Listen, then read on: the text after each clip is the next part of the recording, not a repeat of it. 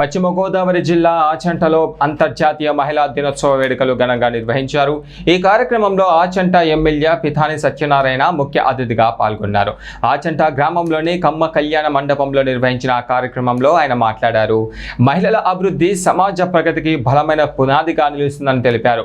మహిళల భద్రత, అభ్యున్నత కోసం ప్రభుత్వం కట్టుబడి పనిచేస్తుందని పేర్కొన్నారు. ఉద్యోగాలు, రాజకీయాలు, శాస్త్ర సాంకేతికం, ఇక క్రీడా రంగాల్లో మహిళలు ముందుకు సాగాలని పిలుపునిచ్చారు. మహిళల ఆర్థిక స్వలంబన కోసం డ్వాక్రా వ్యవస్థను ప్రవేశపెట్టిన ఘనత ముఖ్యమంత్రి చంద్రబాబు నాయుడుకే దక్కుతుందని ఆయన పేర్కొన్నారు.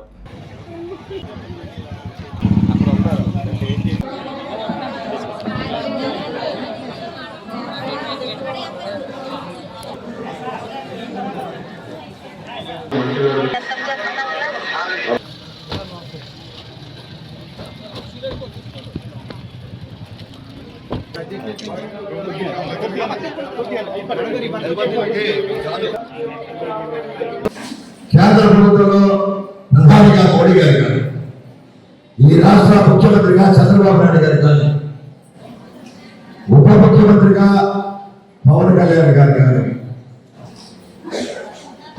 ఈ దేశం ఎన్డీఏ కూటమిలో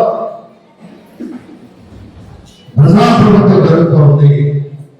ఈ రాష్ట్రంలో ఎన్డీఏ కూటమిలో రాష్ట్ర పరిపాలన ప్రజాప్రభుత్వం జరుగుతుంది. ఈ రెండు కూడా ఒకే ఆకాంక్షిస్తూ ఉన్నాం. మహిళలకు ప్రధాన రక్షణ కల్పించాలి, మహిళలకి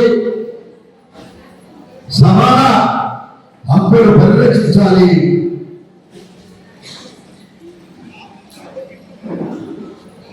వారితో పాటు ఆర్థిక స్వలంబన కల్పించాలి అనే కార్యక్రమంలో అనేక కార్యక్రమాలు చేపడతా ఉన్నారు.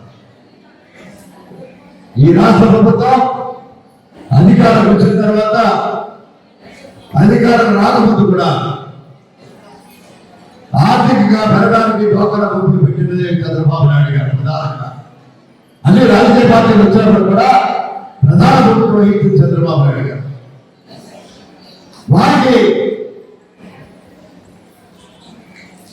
ఆర్థిక పరిపక్వత కావాలంటే, వారు మానసికమైన ప్రవృత్తి మారాలంటే వారిలో ఉండే గురుతరమైన బాధ్యత ఫ్యామిలీ కాదు, ఫ్యామిలీలో కూడా ఆర్థిక స్వరంలో వారు కూడా భాగస్వామి కావాలని ఆనాడు తీసుకొచ్చిన డ్వాక్రా వ్యవస్థ ఈనాడు బలంగా పనిచేస్తుంది. అలాగే చాలా మంది